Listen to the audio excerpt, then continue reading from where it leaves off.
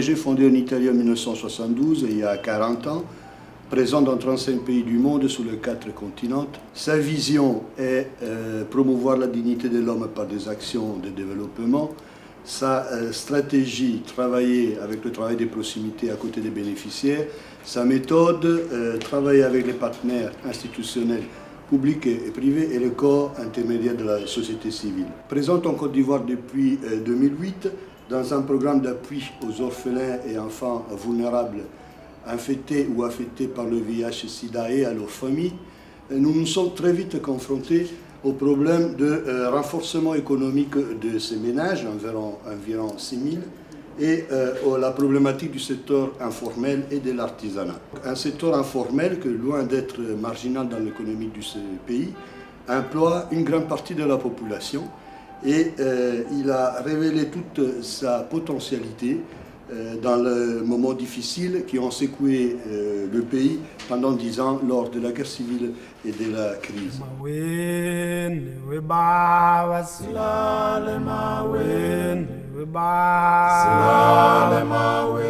75 à 80% des sculpteurs dont leur père était sculpteur. Nos problèmes sont énormes actuellement, puisque actuellement on n'a même pas de site pour travailler. Et le deuxième problème, on a un problème d'apprentis. Les sculpteurs de Bouaké, les sculpteurs ici sont des personnes qui font beaucoup pour le tourisme même en Côte d'Ivoire. Nos membres ont besoin aussi de formation, c'est-à-dire la formation qualifiante. Et aussi la formation au niveau de l'alphabétisation. Nous voulons vraiment évoluer. Évoluer, c'est-à-dire se cotiser et puis s'entraider. On a besoin des machines, des tissus, des paires de ciseaux. Même si on peut avoir des fils, vraiment ça nous fera plaisir. Les difficultés sont nombreuses, mais surtout en termes de formation. Les télévisions aujourd'hui sont un peu dépassées. Et puis surtout que nous passons à l'ère du numérique très bientôt. Donc on a vraiment besoin de formation. Parce qu'ensemble, nous pouvons faire grandes choses. Mais individuellement, on ne peut pas le faire. C'est pourquoi nous avons décidé de se mettre ensemble. L'extraction de l'argile, on prend des vieux pour couper la surface. Et ça nous coûte cher.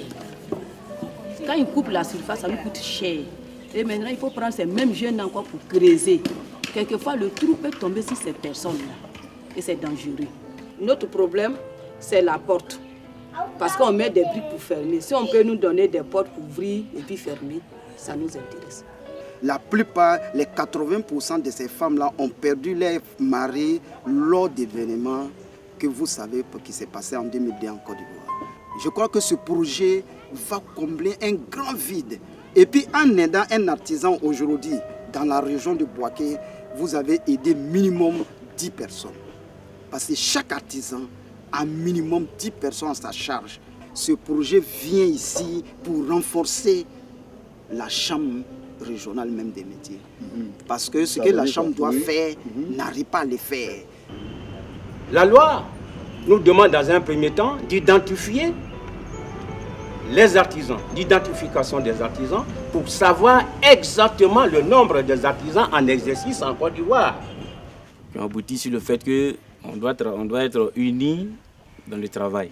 On a besoin d'avoir nous-mêmes notre propre structure ici pour pouvoir fabriquer nos pièces, des pièces et puis les exposer pour que les gens viennent les visiter pour l'achat. C'est le problème au moins du feu là. On n'a plus du feu, on n'a pas de voiture pour aller prendre ça au champ là-bas. Grand problème. Puis les machines pour presser les maniocs là. On a le problème de ça aussi.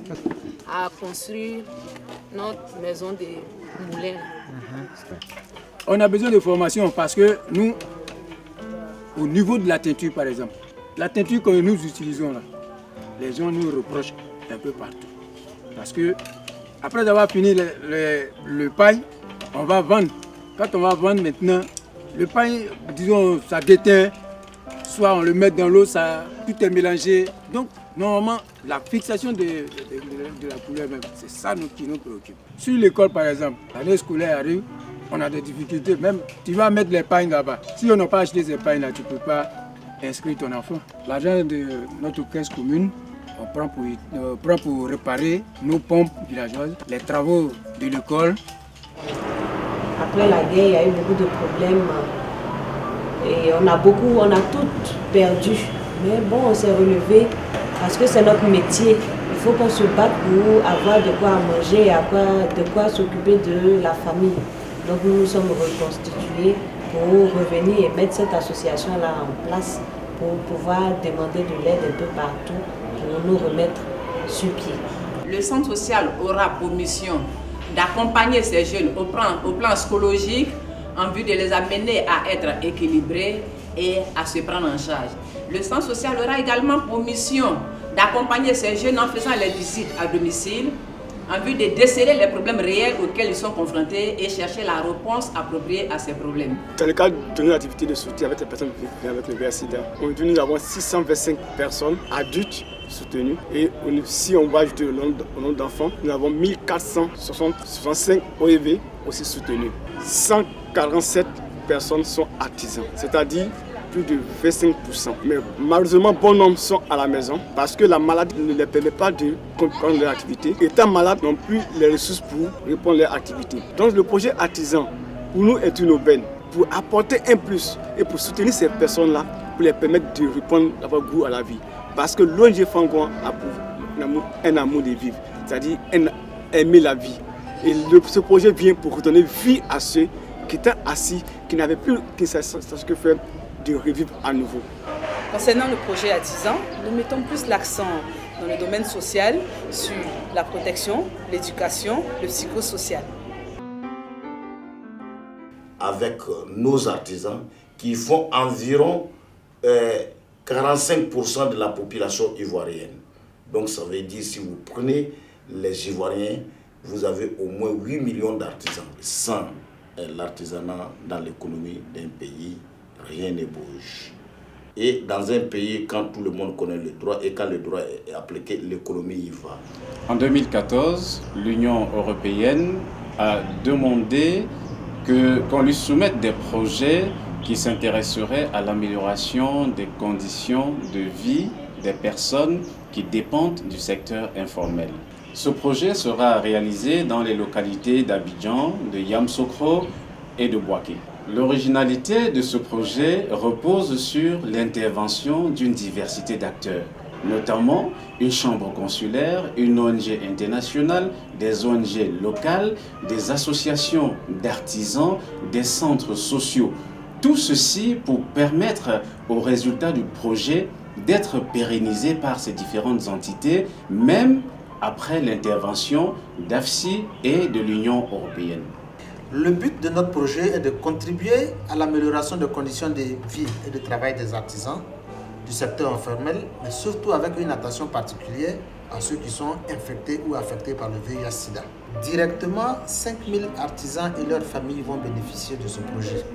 Le projet envisage aussi de soutenir la création de 200 groupements d'épargne et de solidarité pour les artisans, de favoriser la promulgation de 5000 exemplaires du nouveau code de l'artisanat, de soutenir, de favoriser l'immatriculation et l'identification via la sensibilisation de 50 000 artisans, la création de 2 mutuelles pilotes de santé, ainsi que le renforcement direct de 300 artisans ou de leurs ateliers sous-équipés.